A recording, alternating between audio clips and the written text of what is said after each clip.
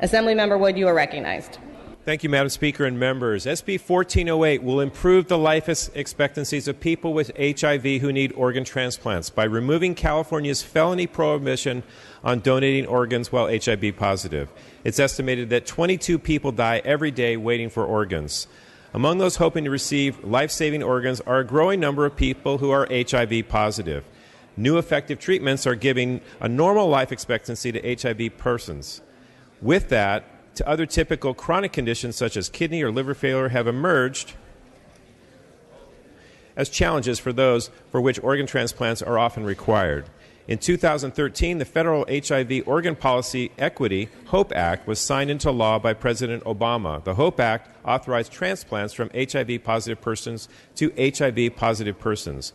We heard this bill in Health Committee on Wednesday and heard from a UCSF surgeon who is ready and waiting to transplant a slice of liver from an HIV-positive donor, but cannot do so until this bill is passed. Hence the urgency clause we added it in this committee. There is no opposition to the bill. SB 1408 updates California law to reflect medical advances and conform to federal law that allows efforts to match donors and recipients immediately. I respectfully ask for your aye vote. Seeing and hearing no debate, clerk will open the roll. All those vote who desire to vote. All those vote who desire to vote. All those vote who desire to vote.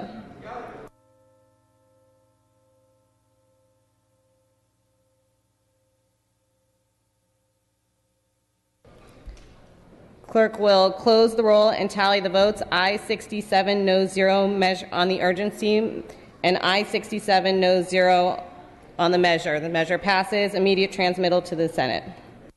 Moving to SB 826 without reference to file, clerk will read. Senate Bill 826 by the Committee on Budget and Fiscal Review, an act relating to the Budget Act of 2016. Assemblymember Ting, you are recognized. Thank you, Madam Speaker. SB 826 is the Budget Act. We are sending it over to the Senate. The Senate will non-concur, and that will begin our budget conference committee process. After the conference committee has resumed and completed its work, then the legislative, our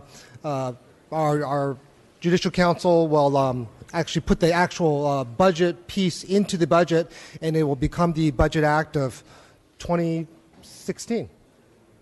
So with that, I respectfully ask for a vote.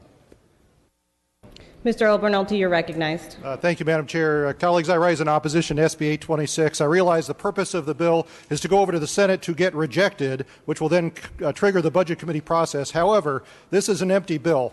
My point is this. If we're going to send something to the Senate for them to reject, let's send them something good. Let's send them something truly worthy of rejection. I urge a no vote.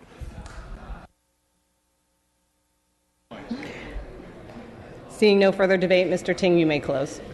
Thank you, Madam Speaker. The reason the bill is an empty bill is right now, Ledge Council doesn't have the ability to be able to turn around all the 5 subcommittees' work. If we do that, we would not be able to pass our budget on time on June 15th.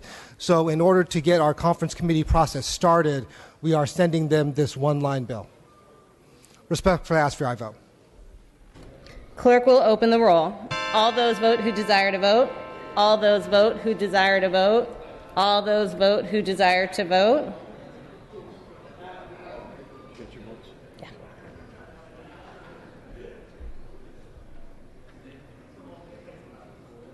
Yeah. Clerk will close the roll and tally the votes. Ayes 46, noes 22. Measure passes. An immediate transmittal to the Senate.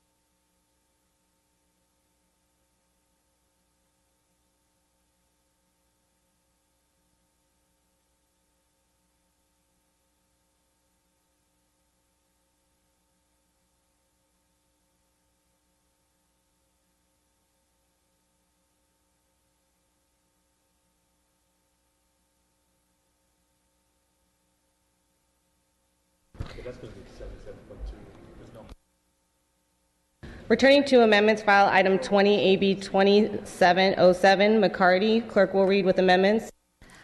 Assembly Bill 2007 by Assemblymember McCarty with amendments. Mr. McCarty, you're recognized. Thank you, Madam Speaker. I ask that we approve these amendments related to the clarification of youth sports and coaches training for my bill related to concussion protocols for youth sports. I ask that we adopt these amendments and go out to print and back on file. Thank you. Ms. Waldron, you're recognized. We oppose the amendments.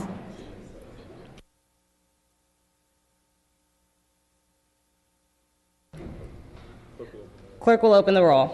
All those vote who desire to vote. All those vote who desire to vote. All those vote who desire to vote.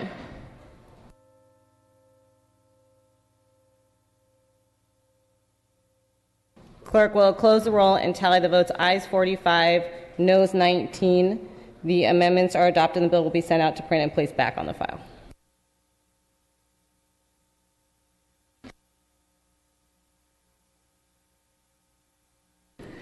File item 30, AB 2591, DeBobney. Clerk will read with amendments. Assembly Bill 2591 with amendments by Assemblymember DeBobney. Mr. DeBobney, you're recognized. Madam Speaker, colleagues, today I rise with AB 2591, which would expand a consumer's ability to transact specified insurance documents electronically. These amendments simply address a drafting error. I respectfully request your aye vote on these amendments. Thank you. Seeing and hearing no debate, without objection, we can take a voice vote on these amendments. All those in favor say aye. All those opposed say nay. The ayes have it. The amendments are adopted and the bill will be sent out to print and placed back on the file.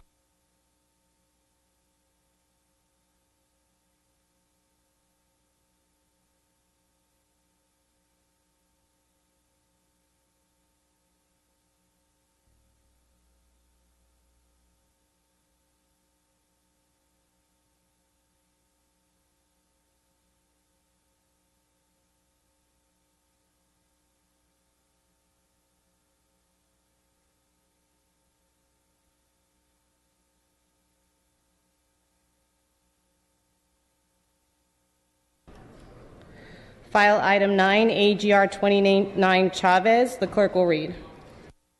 Assembly Joint Resolution 29 by Assemblymember Chavez relative to the Interim Consolidated Storage Act of 2015.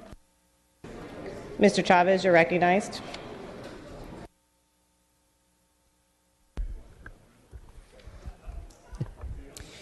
Yes, Madam. AJR 29 urges the passage of a House Resolution 3643, a congressional resolution to implement the prompt and safe relocation of spent nuclear fuel from the San Onofre Nuclear Generating Station.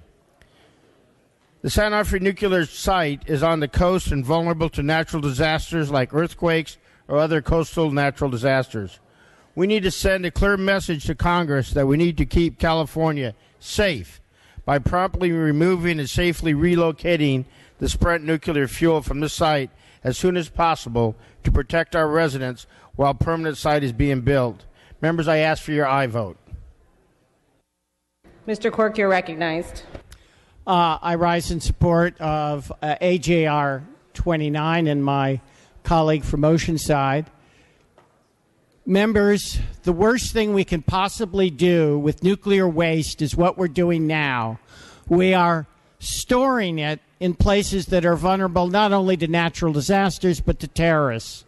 We need a central, well-guarded, well-protected repository for nuclear waste. There was one designated, Yucca Mountain. Unfortunately, for political reasons, that was rejected. We need a permanent repository now for the safety of the country. I urge an aye vote. Mr. Chavez, you may close. I'd like to thank the member for the support. Just ask for an aye vote. Are you requesting co-authors? And I'm requesting for co-authors. Assemblymember Chavez has requested the first roll be open for co-authors. The clerk will open the roll. Members, this is for co-authors. Members, this is for co-authors.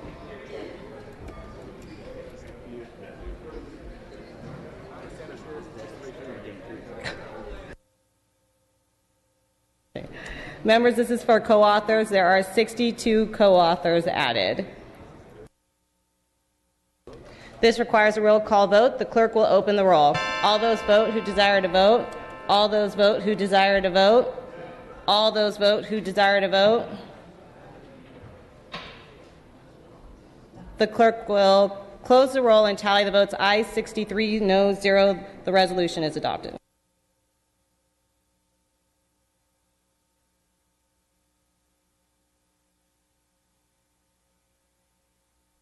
Pursuant to Assembly Rule 77.2, I am re-referring file item 3, AB 1432, Bonta, to the Transportation Committee. Clerk will note.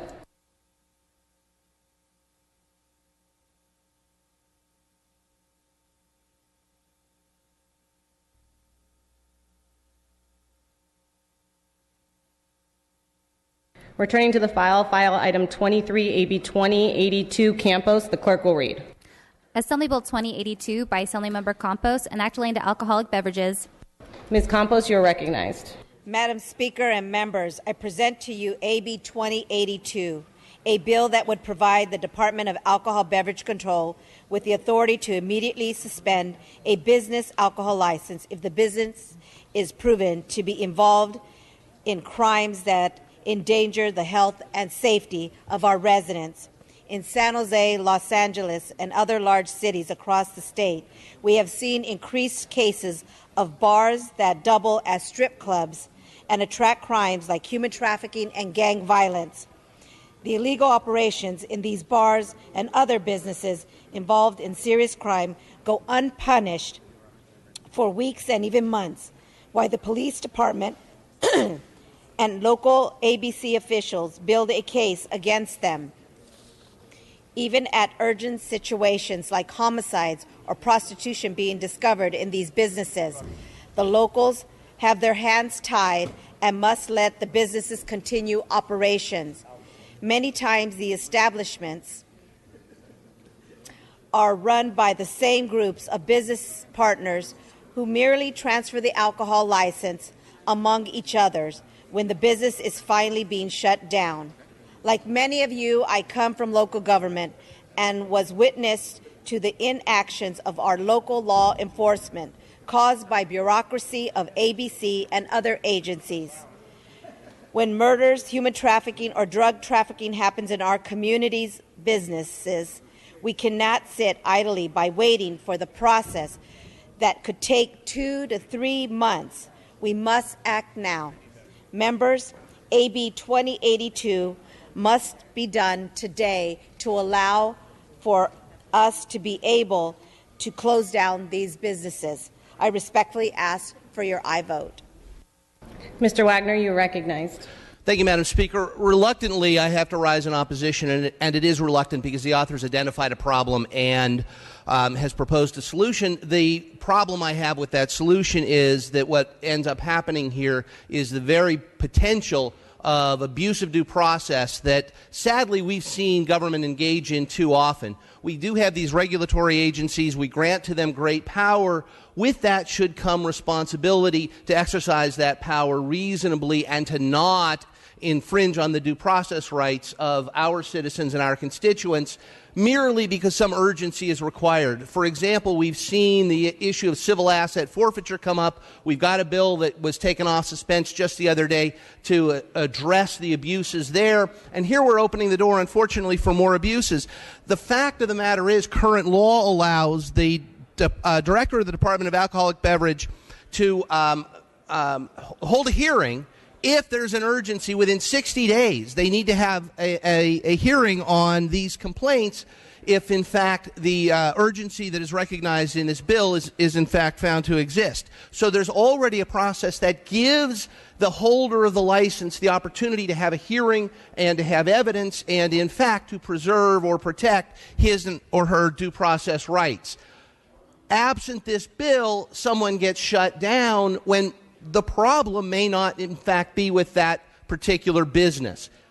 We've all seen in our communities this influx of elements that we are trying to control and trying to shut down. We get calls from our businesses all the time, get the pimps, get the prostitutes, get the drug dealers off my streets. Well, what happens here is when law enforcement fails to do that, suddenly the potentially innocent license holder is subject to losing that license, losing their livelihood, and it's unnecessary. The law currently allows for expedited hearings. Let's stick with that law, and let's allow local law enforcement to do its own work.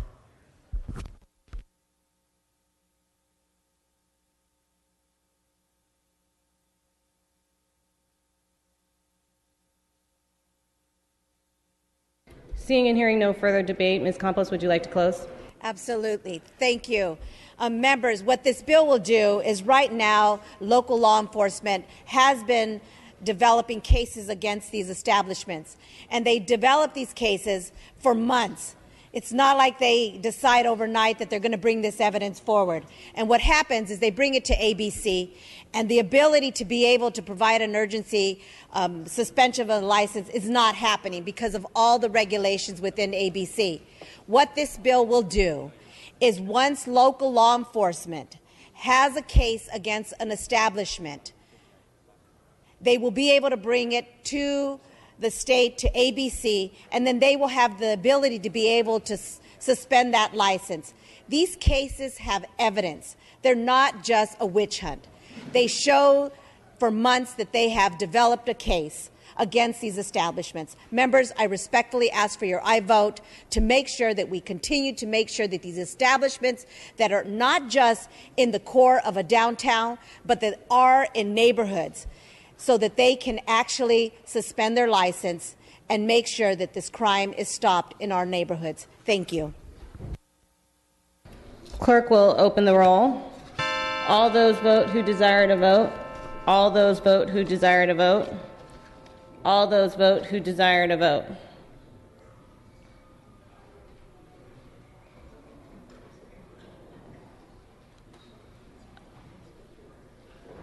Clerk will close the roll and tally the votes. Ayes 50, noes 15. The measure passes. File item 24, AB 2590, Weber. The clerk will read. Assembly Bill 2590 by Assemblymember Weber, enacting the sentencing. Ms. Weber, you're recognized. Yes, good morning, and Madam Chair and members. I'm presenting to you today AB 2590, a bill dealing with restorative justice. 2590 is a modest but important step to move California's criminal laws away from a system that relies solely upon incarceration and punishment. It does remove from the statute Penal Code 1170 the word punishment and changes the purpose of sentencing for public safety. Last year, a broad array of faith-based and community organizations convened and agreed that our current criminal justice system, founded upon the sole purpose of punishment, has failed. Despite our overcrowded prisons, recidivism remains at the unacceptably high rate of 61%.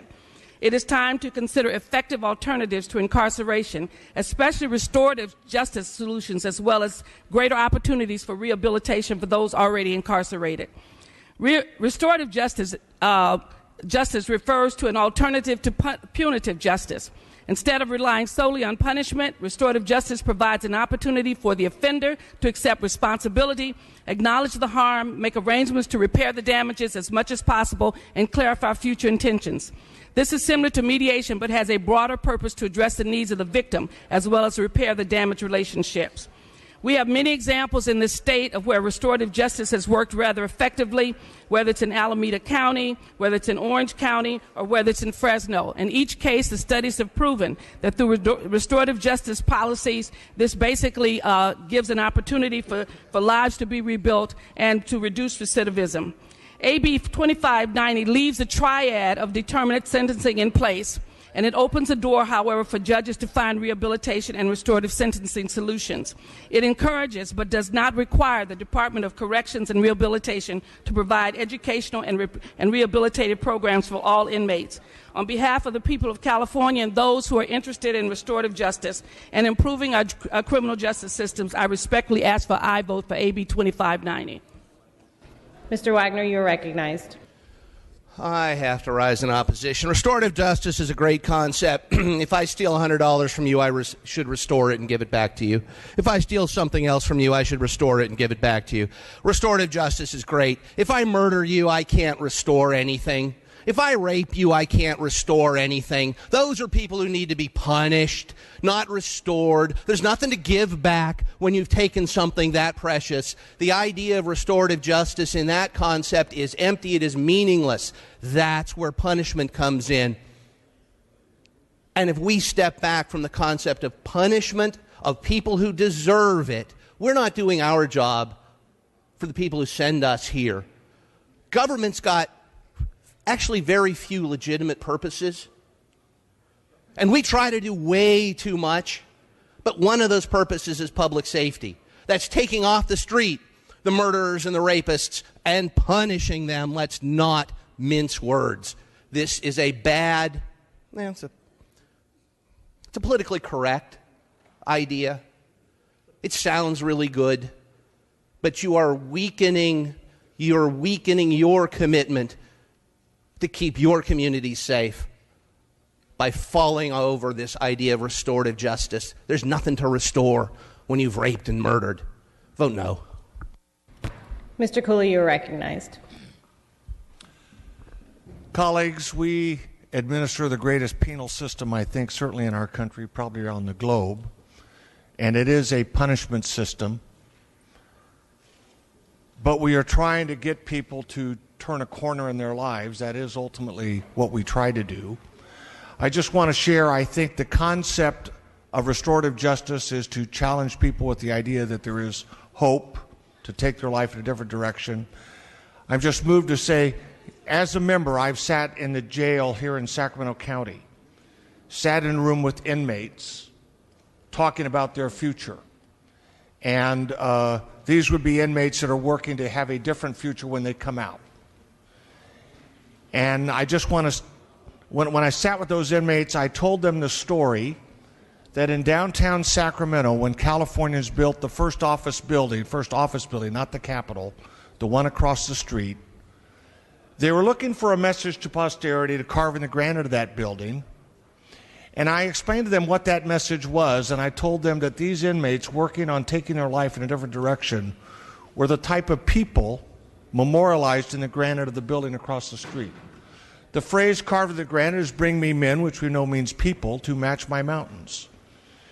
It calls to mind that early California was populated by people who came by wagon up that rock wall of the Eastern Sierra. They struggled mile by mile, 1844, up the Truckee River Canyon, fording 24 times as they slowly gathered elevation. They had to keep looking forward. They couldn't look back. What they got over yesterday, the miles they covered yesterday, were not relevant. They had to face the challenge in front of them. They had to do their utmost to make the most use of their time to crest the Sierras and press on forward.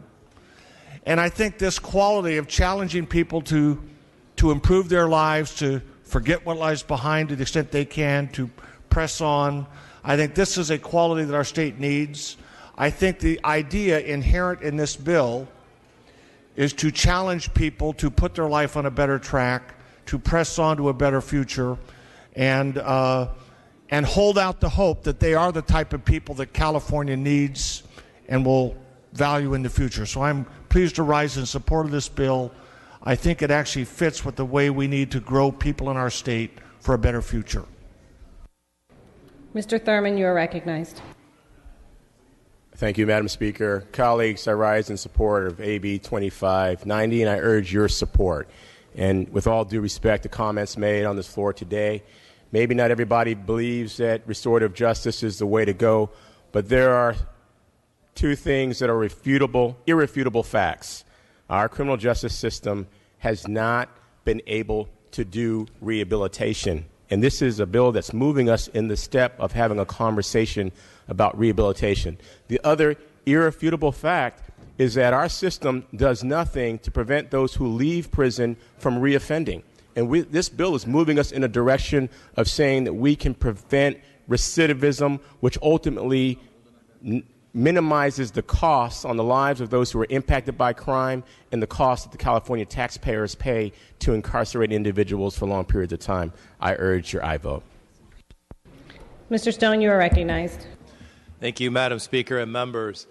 A vote today for restorative justice is a vote to keep your communities safer than they would otherwise be. We have such a long history in California of cracking down on crime, which has done nothing to change the crime rates. And in fact, given the recidivism rates of 60 to 70% that we've seen historically, really drives the whole class of criminals. Restorative justice is not always about restoring something to a victim. It's about the criminal taking responsibility for their actions and for their place in the community.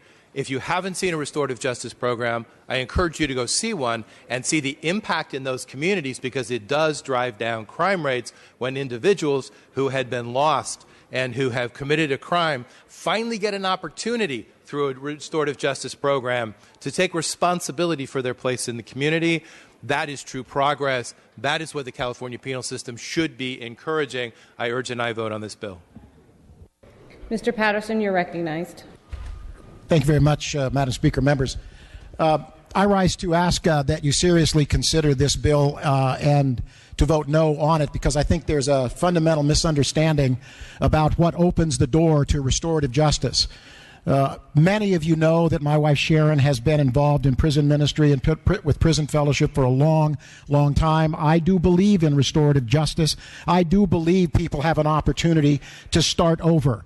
But the reality is that when people who are repeat criminals do not face the threat of a punishment and a severe challenge to their liberty because of the actions they've taken, it takes them a longer time, much more difficult period of time, possibly even additional criminal activity to come to themselves and to seek the restorative justice that we think will help to restore them and to restore to their victims. We close a door to restorative justice when we remove the penalty and the punishment that will bring that person to themselves and will say, I don't want to live like this anymore. I want now an opportunity to change. I know it's tough love, but it is love.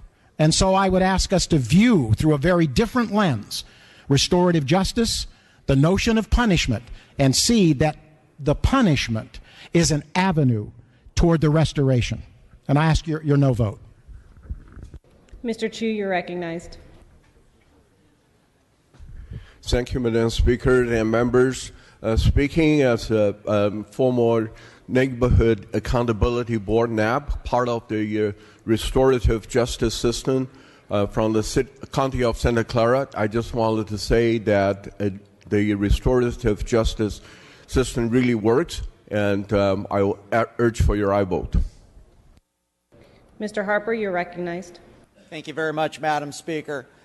I am very dismayed at the direction this bill has in terms of our criminal justice system. We should be moving towards punishment and incapacitation for future violence from criminals. I believe this bill represents a coddling of our criminals and a move towards enabling further crime. We should be concentrated on stopping repeat offenders, whether it's domestic violence, rape, murder, or sexual assault. We need to be moving in the other direction to make sure that we are tackling crime rather than coddling and enabling it. Mr. Jones-Sawyer, you're recognized. I rise in support of AB 2590. As someone that has chaired both the policy, public safety, and the budget subject, public safety, CDCR stands for corrections and rehabilitation. It is both. And what this bill talks about is right now we have a small R for rehabilitation. We need to do more for rehabilitation to make it a larger R, make it equal to what we do in corrections. The other day I made a mistake and said the term prison guards. I got dressed down by CCPOA, who told me that they are no longer prison guards. They are correctional officers. They're no longer there to just house people and to keep them there. They're there to help rehabilitate them. This comes from people who work with these people every day, the most heinous people and the ones that have done lesser crimes. They know better than anyone else in this room what we need to do in the prison system. So I respectfully ask for an aye vote on this measure. Seeing and hearing no further debate, Ms. Weber, would you like to close? Yes, I want to thank my colleagues, those who are for and those who are opposed to the bill, for giving us their viewpoint on this. I want to emphasize that I said at the very beginning, as we talk about that the purpose of this bill is to basically say that the purpose of incarceration is for public safety. Public safety. And how we achieve that is through a different method than we have before. Some of you may not remember, but if you've been here long enough, you realize the fact that California has done everything it can to be hard on crime. Over the last 30 to 40 years, we've gone from 20,000 people in our prison system to over 180,000. We have had 3 strikes, you're out. We've had determinate sentencing. We've had everything you can imagine, and it has been to no avail. It has not been effective at all. When I became a member of this House, the very first year, we spent an additional $1 billion on incarceration in our prisons, and then we had to put an additional $350 million into our prison system because they were overcrowded. And so at that point, we decided the past speaker, Mr. Pettis, formed a committee to start talking about how do we look at justice and how do we look at a different form of justice. And so we went throughout the state listening to different individuals who had tried it. And we found many of our DAs and our guards were talking about other things other than just incarceration. Now keep in mind, we have not we're basically saying this is an option that's available to judges. They still have the triad system in place, but it gives them an opportunity to look at something different depending upon the person who is standing in front of them. We know everyone will not get the same form of treatment, but at least the option should be available. And many of our cities have tried it. Those who attended the hearing heard from Fresno and heard how Fresno had changed and how it now believed in restorative justice. We heard from Alameda County in terms of talking about the fact that they have with their special program, they have a recidivism rate of 15 in comparison to with their youth, in comparison to 75 with the rest of the county and 91 with the state of California. We keep talking about resources and what resources we're going to find to do the things that are essential in California for our schools, for our families, for our child care, all of those things. And yet we keep feeding a system that has failed and continues to fail and does not do a very good job in bringing people's back their lives to basically be contributing members to society. The flexibility will still be there, but the concept that we are now a state dealing with restorative justice, that is an option that's available to restore lives. I respectfully ask for your aye vote for 2590 as we move California forward, along with 44 other states who have looked at this practice and have adopted a restorative justice ideology. With that, the clerk will open the roll. All those vote who desire to vote. All those vote who desire to vote. All those vote who desire to vote.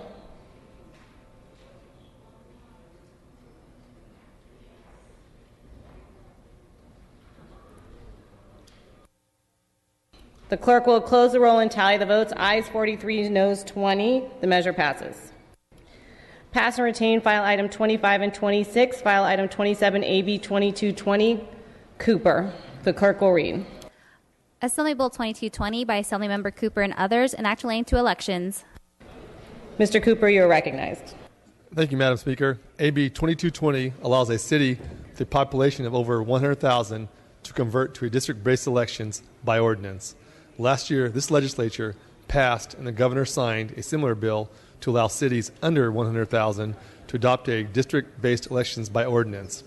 Cities that chose to adopt a district-based elections can avoid the high cost associated with placing the question on the ballot. AB 2220 provides large cities with a cost-effective method and streamlined process to move from at-large to by-district elections while furthering the purposes of the California Voting Rights Act. I respectfully ask for your aye vote and immediate transmittal to the Senate. Seeing and hearing no debate, the clerk will open the roll. All those vote who desire to vote. All those vote who desire to vote. All those vote who desire to vote. Ayes 54, noes 8. The measure passes. Pass and retain file item 28, file item 32, AB 2826, Weber. The clerk will read. Assembly Bill 2826 by Assemblymember Weber and others, enact relating to teachers. Ms. Weber, you are recognized. Yes, Madam Speaker and members, I rise today to proudly present to you AB 2826 on the topic of teacher evaluation and assessment. Although the STUL Act requires a consideration of pupil progress in the evaluation of teacher performance, the law is vague on what tools to use, and schools struggle with determining what measures would be appropriate. AB 2826 clarifies this by authorizing and encouraging the evaluation of certificated employees as it relates to student progress using multiple measures. This bill lays out an expansive list of assessment tools to consider for evaluation based on student progress, that is not limited to standardized testing, but includes portfolios of student projects and performances, peer assessment, pupil and parent surveys, classroom observation, and testing where it applies, but not as a sole criteria for assessment. The use of multiple measures is aimed at encouraging the development of more meaningful, holistic, and fair-minded approach to measuring student progress, as well as evaluating the effectiveness of teachers. The bill also encourages the use of all of the interrelated domains of teaching practices from the California Standards for Teaching Credentialing developed by the Commission on Teaching a Profession. This includes engaging and supporting all students in learning, assessing students for learning, and developing as a professional educator. These criteria for teacher evaluation represents the consensus of educators, including teachers, on best practices in the profession. We still need to move forward with policies and provide resources that support teachers who may need or may be seeking additional training, mentorship, and professional development through their careers. And I'm hopeful that the commitment of my colleagues on working on this will continue. But AB 2826 is an important start in putting our children and their success at the center of our assessment. It provides substance where the law is currently silent on the appropriate tools for evaluation of progress of students and the performance of teachers. Through amendments, we have removed the opposition of CTA, CFT, and the California firefighters, and I respectfully ask for your aye vote. Ms. Olson, you are recognized. Thank you, Madam Speaker and members. I, too, rise in support of AB 2826 as a co-author of the bill, and I also want to compliment my colleague from San Diego for her courage, her perseverance, her knowledge, and her commitment to this issue. As we all know, colleagues, we have a lot to do in order to raise student achievement levels in California, to make sure that all kids are set up for success in school, in the workplace, and in life. And this bill helps us get closer toward that goal. It's not perfect. There's a lot more work we need to do in the education sphere itself, but this is a step in the right direction that will give teachers the information they need to have meaningful evaluations so that they can continue to advance in their profession, they can continue to excel in their career and get better at their job. It also gives the information needed to schools, to parents, and stakeholders so that student achievement levels can begin to rise in every part, in every neighborhood of our state. Our goal should be to make sure that our teachers, that our students have the information they need. This gets us closer to that. Our goal should be able to be that all students, regardless of their background, regardless of their neighborhood, regardless of their socioeconomic status or ethnicity, have the opportunity to achieve at the highest levels. This will improve effectiveness of teaching in the classroom, and I strongly urge an aye vote. Ms. Weber, you may close. Yes. I want to thank my colleague who's been my co-author on this bill from Modesto, and I really want to thank those who worked very hard to bring this forward. Most of you know this has been quite a journey, but it's an important journey because for once it places at the center of assessment of our schools the progress of our students. And not just through test scores, but through various other methods that every child needs to be successful and needs to be challenged. And I think that's what we're here for when we talk about what we're going to do for the children of California in terms of education. There's no greater work that we do than to basically give our children the tools essential to be successful. Most of you know, I know that education is the American equalizer. It really is. It changed my life, and it changed the life of many of you on this floor. It gave you opportunities and opened doors you had no way to ever imagine in your life. And to not have that opportunity is to really put a death nail in the coffin of many of our children throughout the state. So by us focusing on this issue and making sure that our schools are focused around the issue of achievement, what the progress our students make, sets a great tone for everything we do, should influence how we spend our money in education and the kinds of things we should expect for every child in the state of California. I respectfully ask for your aye vote for 2826. Clerk will open the roll. All those vote who desire to vote. All those vote who desire to vote. All those vote who desire to vote. Clerk will close the roll and tally the votes. Aye 66, no 0. The measure passes. Returning to file item 31 AB 1886 McCarty, the clerk will read. Assembly Bill 1886 by Assemblymember McCarty and others, an act relating to environmental quality. Mr. McCarty, you are recognized. Thank you, Madam Speaker and members. This bill is an effort to help infill development near transit stops in California. About 10 years ago, we passed a landmark SB 375 related to sustainable communities. This bill merely revises it and makes, again, infill development a little bit easier, requiring or still maintaining the requirements of CEQA, but focusing on a bit more streamlining with the EIR document as a whole. In essence, this bill allows the allowable space of a total project which can be built outside of the half-mile radius of a high-quality transit stop from 25% of the project to 50% of the project. Again, this still requires an EIR. It is not a CEQA exemption. I want to note that this does not relate to a specific project. Many people think this is about an arena, a stadium, a certain project. This is not. This is, I think, just good public policy 10 years later, taking a look how we can make infill development a little easier in California. I ask for your aye vote. Thank you. Seeing and hearing no discussion, the clerk will open the roll. All those vote who desire to vote. All those vote who desire to vote. All those vote who desire to vote. Clerk will close the roll and tally the vote. Aye 66, noes 1. The measure passes.